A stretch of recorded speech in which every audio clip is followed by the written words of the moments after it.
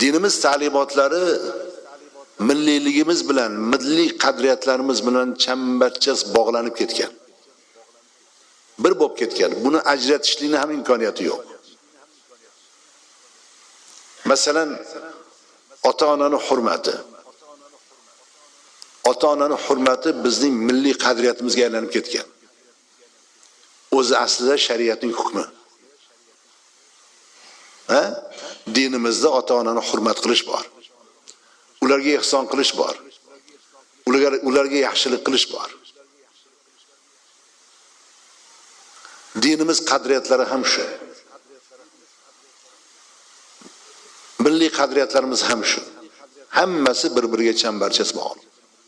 Qarindosh urug'ga yaxshilik qilish, kattalarning hurmatini joyiga qo'yish,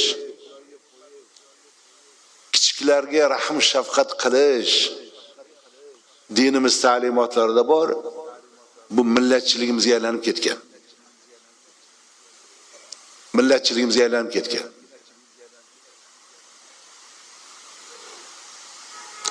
Oxirgi paytda ana shu narsaga biz muhtoj bo'lib qoldik. Ilgari o'zbek millati ro'parasidan chiqqan odamga salom bermasdan o'tmagan.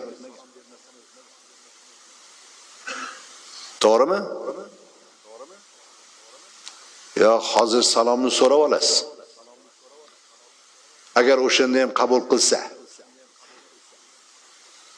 qabul qilmasa g'o'ddayib o'tib ketaveradi. Hamma bir-biriga salomlab, bir-biriga salom berib salomlashib yurgan. Diniy ahkomlar ana shu darajada millatchiligimizga singib ketgan. Chambarchas bog'lanib ketgan. Ularni bir-biridan ajratish mumkin emas.